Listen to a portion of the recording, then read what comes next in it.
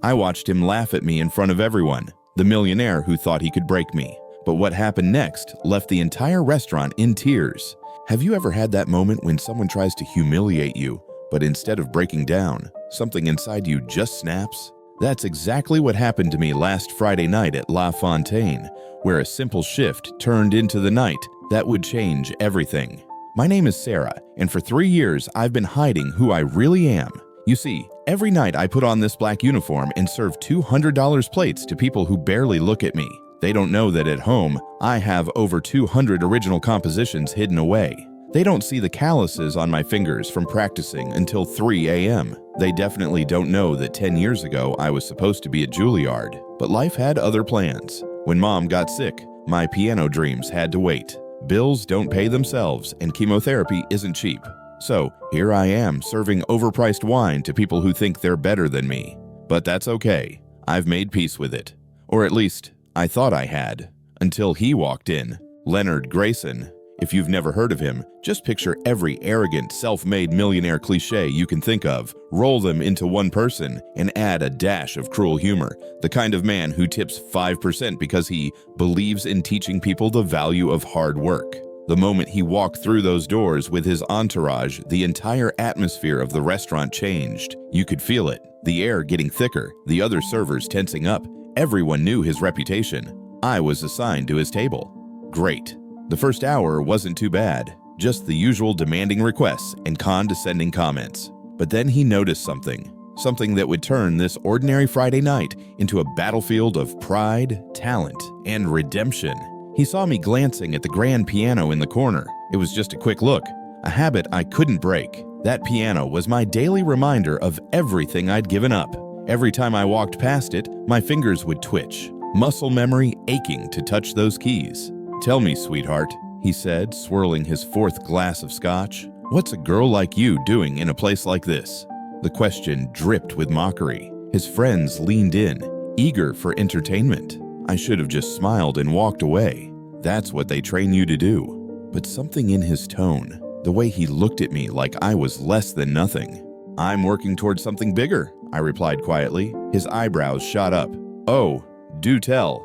I hesitated. 3 years of keeping my dreams quiet, and now this man wanted me to lay them bare for his amusement? "I'm a pianist," I said finally.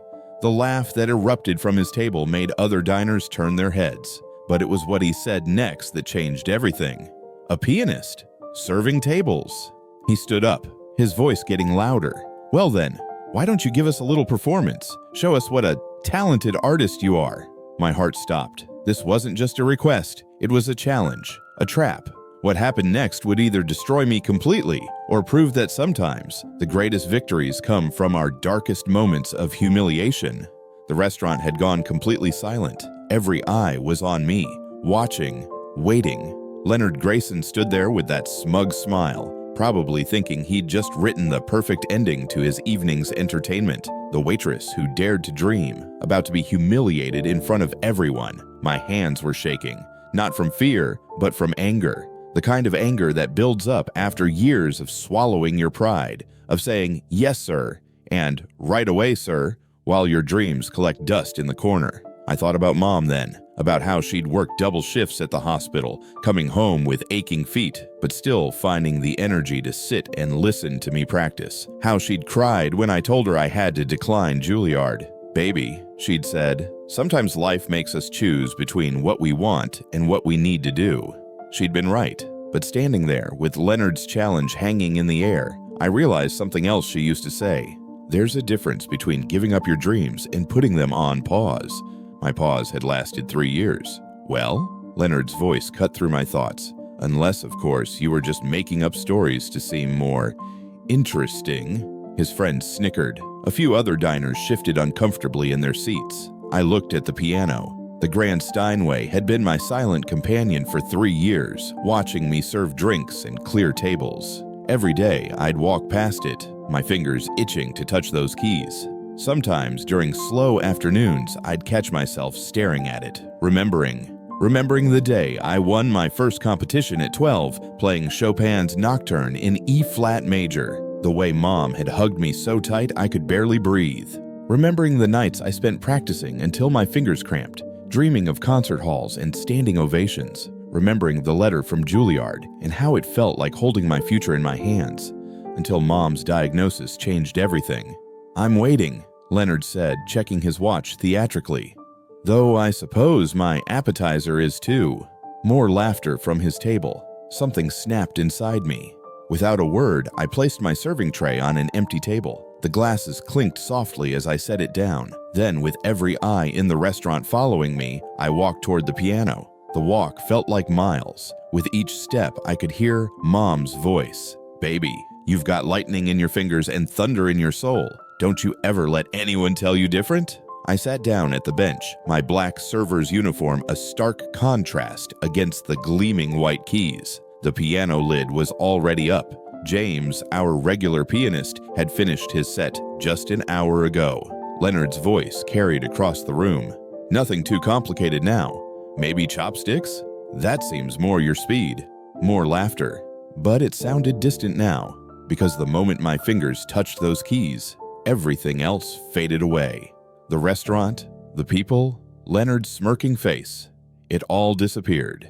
In that moment, I wasn't Sarah the waitress anymore. I was Sarah the pianist, the girl who used to dream, the girl who still did. I closed my eyes and began to play. Not chopsticks, not some simple tune to get through the moment. I played Rachmaninoff's Piano Concerto No. 2 in C minor, the piece I'd practiced for my Juilliard audition, the piece that had been meant to change my life. The opening chords filled the room, dark, heavy, full of all the emotion I'd kept buried for 3 years. Each note was a story, a memory, a dream I'd put on hold. The melody began to build, my fingers dancing across the keys with a precision that surprised even me. 3 years of silence, but my hands remembered. They remembered everything. The music swelled, filling every corner of the restaurant. I could feel it in my bones, in my blood, in every breath. This wasn't just playing. This was liberation. I poured everything into those keys.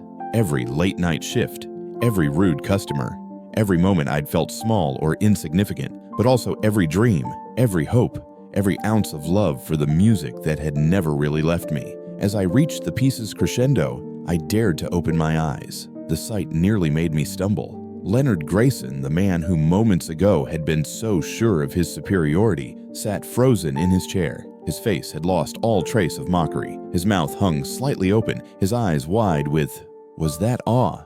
But it wasn't just him. Every person in that restaurant was completely still. Forks hung suspended halfway to mouths. Conversations had died mid-sentence. Even the kitchen staff had emerged to listen, standing in the doorway with expressions of disbelief. I saw tears in some eyes. Real tears. That's when I realized this wasn't just about proving Leonard wrong. This wasn't about revenge or pride or even redemption. This was about truth. The truth that sometimes life forces us to put our dreams on hold, but it can never take away who we really are. The truth that talent doesn't disappear just because it's hidden. The truth that every person has value, has depth, has a story.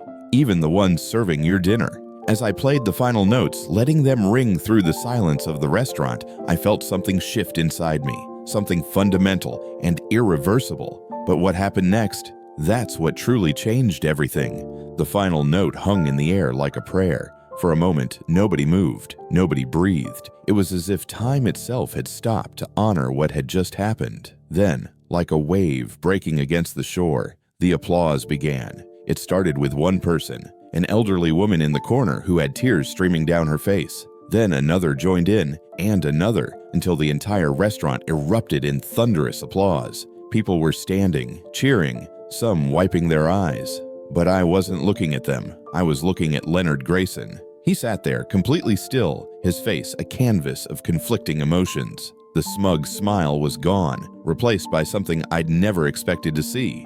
Humility. Real, genuine humility. His friends weren't laughing anymore. They were staring at me like they were seeing a person for the first time, not just a uniform carrying their plates. As the applause continued, a memory washed over me. I was 7 years old, sitting at our old upright piano at home. The keys were yellowed with age, some of them sticking. But to me, it was the most beautiful thing in the world. Mom was in the kitchen, cooking dinner after her hospital shift, humming along as I practiced. "Mama," I'd called out, "Do you think I'll ever play in front of real people someday?" She'd walked over, still wearing her nurse's scrubs, and kissed the top of my head. "Baby," she'd said, "you already are real people. The size of the crowd doesn't matter. What matters is what's in here." She'd placed her hand over my heart. Standing up from the Steinway now, that memory crystal clear, I finally understood what she'd meant. The restaurant manager, Mr. Thompson, approached me, his face a mixture of shock and something else. Pride, maybe. "Sarah," he said, his voice thick with emotion, "why didn't you ever tell us?" Before I could answer, another voice cut through the chaos. "Excuse me." The room quieted as a man stood up from a table near the window. He was older, distinguished looking, with silver hair and kind eyes. "My name is David Chen," he said, walking toward me. "I'm the director of the Symphony Arts Foundation." My heart stopped. Everyone in the classical music world knew about the Symphony Arts Foundation. They were famous for discovering and supporting hidden talents, giving them the opportunities they deserved but couldn't afford. "I came here tonight for dinner before heading back to New York," he continued. "I never expected to witness something like this." He reached into his jacket and pulled out a business card. "We need to talk." The room burst into another round of applause, but it felt distant, dreamlike. Was this really happening? Then Leonard Grayson stood up. The restaurant fell silent again. He walked toward me, each step seemingly harder than the last. When he reached the piano, he did something that shocked everyone. He bowed his head. "I owe you an apology," he said, his voice different now, stripped of its arrogance. "I thought I was teaching you a lesson. Instead, you taught me one." The words hung in the air between us, heavy with meaning. "You see," he continued, his voice cracking slightly, "I grew up with nothing, fought my way to the top. Somewhere along the way, I started believing that money was what gave people value. That success only looked one way." He gestured around the restaurant. "I became the very thing I used to hate, someone who judges others based on their uniform or their job." He turned to address the entire restaurant. "But tonight, this young woman showed me that true wealth isn't in our bank accounts. It's in our passions, our perseverance, our ability to hold on to our dreams, even when life forces us to take detours." Tears were forming in his eyes now, real, genuine tears. "My mother was a waitress," he said softly. "She worked double shifts to put me through business school. Somewhere along the way, I forgot that. I forgot where I came from." He turned back to me. "Your music, it reminded me of her, of who I used to be before all this." He gestured to his expensive suit, his gold watch. "Thank you for that reminder." The silence in the room was profound. Then Leonard did something else unexpected. He pulled out his checkbook. "I want to make this right," he said. "Not just with you, but with everyone I've looked down on, everyone I've judged without knowing their story." He wrote something, tore out the check, and handed it to me. When I looked down, my knees nearly buckled. It was for $250,000. "This isn't charity," he said quickly, seeing my expression. "Consider it an investment in you, in your talent, in your dream. Use it for music school or to record an album or whatever you need to share your gift with the world. Because that's what it is, a gift, and it deserves to be heard." I started to protest, but he held up his hand. "Please," he said, "let me do this. Not for you, but for me, for the person I want to be again." David Chen stepped forward. "If I may," he said, "the foundation would be honored to match Mr. Grayson's contribution. Talent like yours comes along rarely. It shouldn't be hidden away due to financial constraints."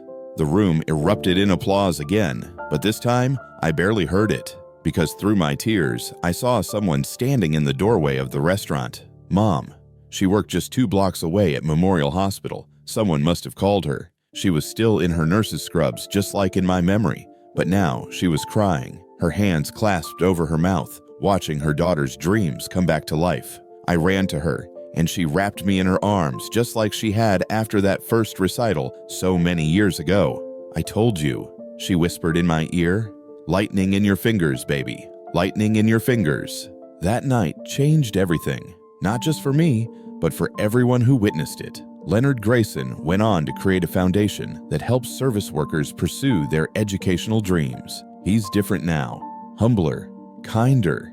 He still comes to La Fontaine, but these days, he knows every server's name and story. David Chen and the Symphony Arts Foundation helped me record my first album. It's called Paused Dreams, and as I write this, it's just hit #1 on the classical charts.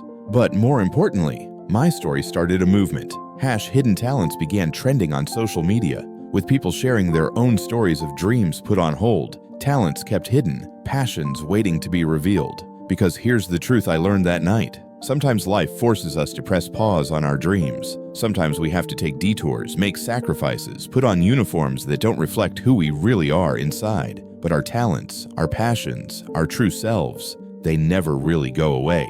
They wait patiently, like that piano in the corner, ready for the moment when we're brave enough to let them shine.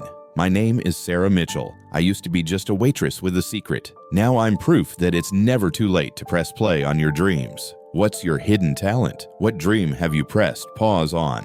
Maybe it's time to let it out. Maybe it's time to show the world who you really are. Because trust me, there's no greater feeling than proving wrong everyone who ever underestimated you.